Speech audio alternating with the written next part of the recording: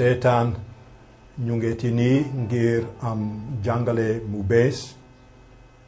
am jàngale mu jëm ci bataaxal bi Pape François bind ci mbirum jaboot ak sëy bi ni ngeen ko gisee itam l'abbé Alphonse Seck dafa ñu wéy a dimbali ngir loolu ñu ngi bëgg a dugg ci ñetteelu néeg bi troisième chapitre de cette lettre te pape bi tudde na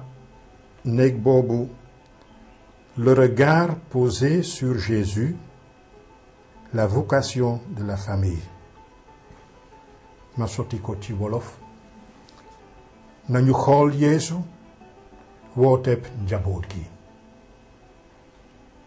ngir ubbi buntuk néeg bi bëgg naa leen jàngal li pape bi wax ci article 60 nee na dinaa tënk njàngaleem bi jëm ci sëy bi boole ci li l'évêque yi bokkoon ci ñaari ndaje synode yi nemmeeku ci gis-gisu Yeesu moom Yeesu xoole na aji sëy ñi góor ak jigéen ak bëti yërmande muñ ak dëgg te fàttewul ndigal yi ànd ak nguuruk yàlla gi suñu duggee ci néeg bi ñetteelu néeg bi ndànk-ndànk l'évangile de la famille l'évangile njaboot gi ñu Yeesu di yégal dina feeñ Abbé Alphonse ndax mën nga ñu dimbali ci ñetteelu néeg bi jërëjëf Père Herman Pape François dafa jàpp ne njabootu chrétien kumpa la te mu ñu mën a firi kumpa googu il faut ñu leerale ko coofeel gu amul dayo gi nekk ci baay bi te mu feeñal ko ci Krista mi di doomam kiy jébale dundam ba mu jeex te dunda suñu biir mu fàttali li nga xam ne moo xóot a xóot ci ngëmu chrétien bëgg ñoo won ne Yeesu Krista ci boppam ñëw na ci àdduna si ñëw na dundu njaboot dee na dekkaliku na te mu ngi dund te dund googu Krista di dund mu koy dund tamit ci biir njaboot yi Pape bi ci wàllu wi seet na li jàngu bi mos di jàngale ci wàllu sëy ak wàllu njaboot rawatina ndaje concile Vatican II boole na tamit xalaat bi nga xam ne moom la l'évêque yi xalaat ba mu leen wooye ci ñaari ndajewu synode yi ñoo tudde bi ñoo tàmbalee suñu waxtaan bu njëkk ba waaye li mu bëgg a gën a wone mooy nañu xoole Yeesu pour xàmmee ci moom Yeesu naka la xoolee nit ñi di leen xoolee bëtu yërmande di leen xoolee bëtu cofeel di leen xoolee bëtu lewetaay mu di nitu démb yi ak nitu tey yi parce que Yeesu moo nekk démb moo nekk tey te la nekkoon ci xolam booba moo nekk ci xolam tey pour nit ñi nga xam ne ñooy dund ci wàllu sëy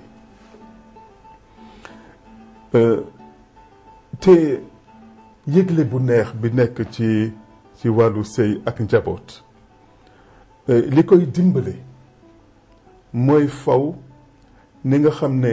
noonu la ñuy xoolee nit ñi ñoo taseel parce que nit ki ngay taseel mënoo ko yëgal lu ko neex su fekkee xamoo li muy dund li muy dund mooy tax sa yëgle doon lu neex ci moom am déet te Pape bi tamit bëgg a wone ne dañoo war a yëgle l'évangile lu njaboot gi maanaam xibaar bu neex bi nekk ci njaboot te ci loolu Yeesu bàyyiwuñu waaye mu ngeeg ñun te Pape bi li mu jublu ci néeg bi ñuy jéem a firi jublu na ci fàttali loo xam ne moom la jàngu bi mos di fàttali jëlee ko ci Yeesu Krista ci boppam ne diggante bi ñu fas ci wàllu sëy kenn mënu koo tas parce que loolu su ko Pape bi waxaatul woon ak doole xëy na sax li muy jàngale dina am fu mu ñàkkee doole waaye dafa dëgëralaat ne diggante góor ak jigéen ñi sëy boole diggante boobu mënul tas mu dëgëral tamit ne sëy sacrement la te ku ne sacrement dafa ànd ak yiwu yàlla maye yàlla bi tax ñi ko bokk doon benn ci coofeel te di roy coofeelu yàlla coofeelu trinité bu sell bi nga xam ne fàttali nañ ko fii mu di coofeelu baay bi doom ji ak xel mu sell mi te loolu yëpp ngir njaboot gi mën a séede coofeelu yàlla te mën a séede tamit dund boo xam ne dundu bokk benn xol la ak bokk lépp am na lu ñu mën a jëlee ci histoire Yeesu ci boppam ndax wax naa ko léegi Yeesu doomu yàlla la bi def boppam nit te ba mu defee boppam nit juddu na ci benn njaboot xam nañu baayam ak ndeyam te gis nañu lépp li nga xam ne moo ëmb juddu Yeesu boobu ñi ko séede ñi ko fekkee ak li mu def ci ñoom loolu yëpp di wone ne kumpu Yeesu ak kumpu njaboot gu sell gi nga xam ne ci la juddu nekk na loo xam ne njàngat la ci njaboot yu tey nga xam ne ñoom itam même ci seen biir jafe-jafe am nañu fu ñu mën a xool ba mën a continuer seen yoon mën naa wax ne néeg bii ñu dugg néegu jàngale la Pape bi di fàttali di jàngu bi di jàngale ci wàllu sëy ak ci wàllu njaboot di jàngale tamit lu jëm ci woote yàlla ci njaboot li yàlla nama ci njaboot mu di yëgle bi nga xam ne moom la njaboot war a yëgle ci biir àdduna si te li nga xam ne noonu la jàngu bi doxalee mbirum sëy wax naa ko léegi lu jëm ci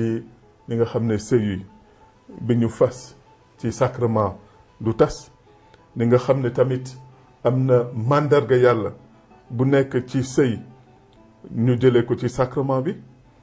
mu dem sax ba di fàttali lu jëm ci naka la njaboot gi di jàllale dundu maanaam la transmission de la vie naka la njaboot di juree ay doom naka la leen di yare te loolu yëpp bokk ci sas bi nga xam ne moom la yàlla sas njaboot gi mu xool nag njàngale bu bëri bu nekk wax naa ko concile Vatican II waaye seetlu na njàngalu Paul VI njàngalu Benoît XVI ñoom ñëpp ci wàllu coofeel ak ni coofeel duggee njabootu chrétien am na lu Pape bi wax tamit lu am solo xëy na léeg-léeg ñu taseek njaboot yoo xam ne xëy na li ñuy dund yeggagul fi ko jàng bi bëggee wala fi ko yàlla bëggee wala xëy na sax seen nekkin dafa xaw a méngoog jamono waaye yeggagul fi ko jàng bi di xaar waaye mu jàpp ne même foofu buñ ko néewal waaye nañ ko nangu saytu ndax mën cee jëlee dara lu jëriñ nit ñooñu te ñu mën leen a gunge ndànk-ndànk ba fa leen yàlla di xaare Pape bi wax na tamit lu jëm ci les familles blessées maanaam njaboot yoo xam ne am na lu leen gaañ ci seen biir ci seen nekkin te mu bëgg su loolu amee ñun njiitu jàngu bi ndax li ñu am ci offert ci dëgg ga ñu mën a xool situation yooyu ba xàmmee li ci ne te loolu lu am solo la suñ ko xoolee dafa mel ni njàngat bu xóot bi nga mën a jëndee ci bataaxal bi bokk na ci li pape bi di woy discernement maanaam di xool ci situation yi ba xam loolu yëpp naka la demee ndax ñu mën a jubantiil ndax ñu mën a accompagner te foofu lay jeexalee moom ci boppam def na ko dafa fàttali li jàng bi di jëmantal nit ñi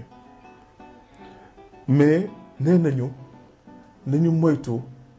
di daan nit ñi ci kaw li ñuy gis parce que souvent situation yi nit ñi nekkee dafa di situation yu jafe-jafe dafa laaj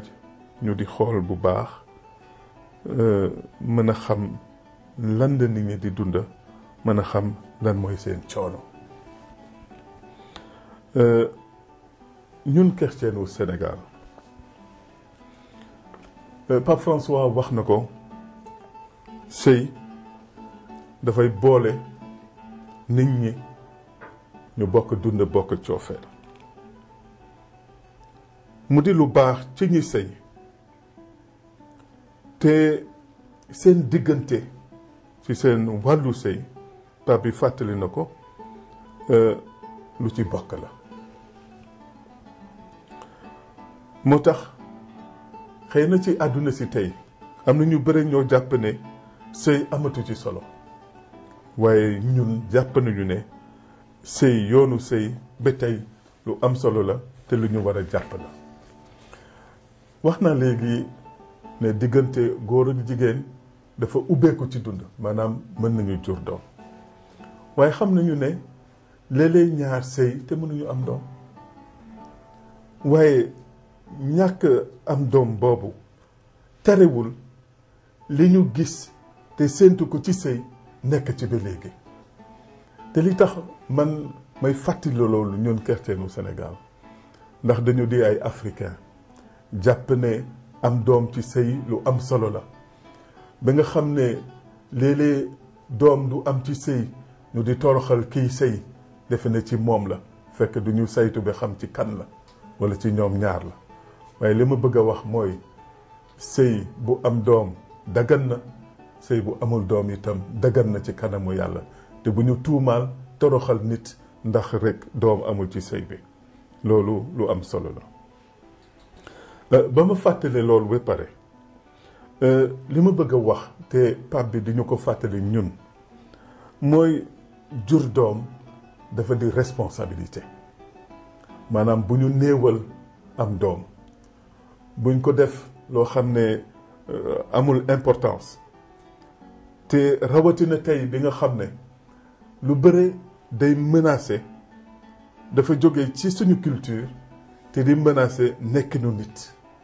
soo juree sa doom sax bëgg koo yar ci yoon di nga gis li télé bi di def ci moom ba tax jur doom buñ ko soofal nañ ko may cër bi mu war a am ndax ñu taxaw ci niñ ci war a taxawee moo tax Pape bi fàttali ñu ne jur doom def ci moom yar gi war nee na c'est un grave devoir maanaam sas la sas bu diis la te nekk tamit droit primordial des parents maanaam seen àq boo xam ne moo jiitu te kenn mënu leen ko dindil moo tax mu di état bi mu di l'école ak yeneen bërëb mënuñoo remplacer waajur yi ci li nga xam ne loolu la ñu war a def pour yar seeni doom parce que loolu kenn mënu na wóotu ci sas boobu. jërëjëf Abbé Alphonse ngir gunge bi nga ñu gunge ci ñetteelu néeg bi ndànk-ndànk Pape bi dafa ñu jox ay jumtukaay ngir mën a def li mu naan discernement. seet nañu ci ñaareelu xaaj bi la réalité li am léegi may nañu ñu gis tuuti njàngaleem jàngu bi foog naa ne ci kanam dinañu mën a dugg ci yeneen néeg yi jërëjëf Abbé Alphonse. Heureux qui règle ses pas sur la parole de Dieu.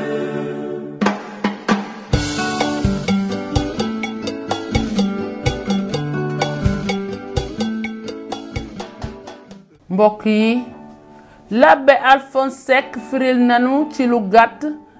ñettalu xaaj bi ci bataaxal bi ñu Pape François yónnee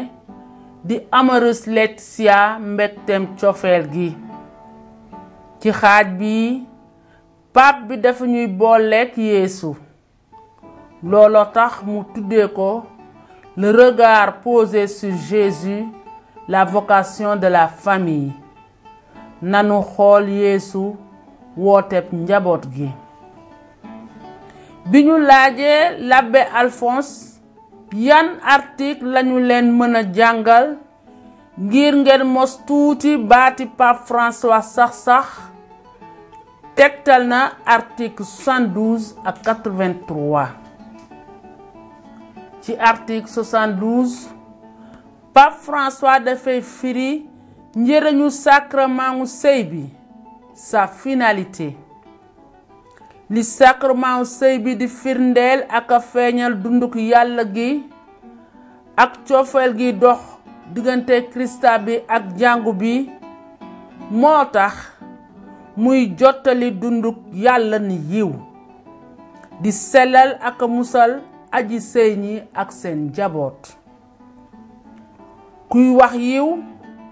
dafay nangu sas wi ko yiw woowu di sas ak lu ñu doon ay niti neen rekk aji sëy ñi dañuy fàttali ak a seedeel jàngu bi njëriñu sëy bi saa su nekk nañu déglu article 72. Le sacrement de mariage n'est pas une convention sociale,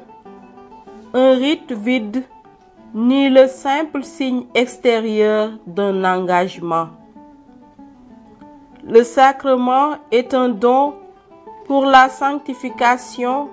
et le salut des époux, car s'appartenant l'un à l'autre,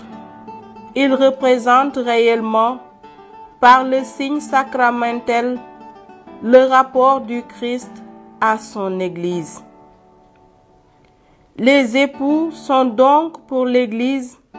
le rappel permanent de ce qui est advenu sur la croix. Ils sont l'un pour l'autre et pour leurs enfants des témoins du salut dont le sacrement les rend participants. Le mariage est une vocation en tant qu'il constitue une réponse à l'appel spécifique à vivre l'amour conjugal comme signe imparfait de l'amour entre le Christ et l'Église. Par conséquent, la décision de se marier et de fonder une famille doit être le fruit d'un discernement vocationnel. Ci article 83 Pape François dafay layel ak sàmm dunduk nit dale ko ndoorteem ba mujjam dale ko bi ko yaayam ëmbee ba muy gaañu ndaxte dunduk nit yàlla koy maye dund gi dafa sell te keneen ku mu mën a doon yaayam sax mënu ko tere yàq wala rey yàlla sas na njaboot gi sas wu diis te sell mu doon un sanctuaire de la vie di taxawu ak aar dund gi ci turam loolu lépp a tax jàngu bi bañ a nangu benn yàq biir avortement ñaar nga ñaan ñeneen ñuy dàqal sa dunduk bakkan ak ay garab euthanasie.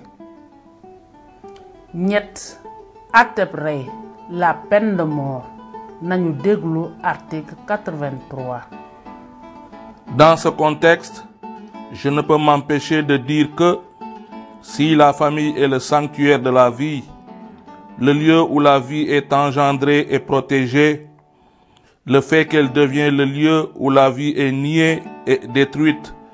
constitue une contradiction déchirante. La valeur d'une vie humaine est si grande et le droit à la vie de l'enfant innocent qui grandit dans le sein maternel est si inaliénable qu'on ne peut d'aucune manière envisager comme un droit sur son propre corps la possibilité de prendre des décisions concernant cette vie qui est une fin en elle-même et qui ne peut jamais être l'objet de domination de la part d'un autre être humain. La famille protège la vie à toutes ses étapes, y compris dès ses débuts. Voilà pourquoi, à ceux qui travaillent dans les structures de santé, on rappelle leur obligation morale à l'objection de conscience. De même, l'Église sent non seulement l'urgence d'affirmer le droit à la mort naturelle en évitant l'acharnement thérapeutique et l'euthanasie, mais aussi elle rejette fermement la peine de mort.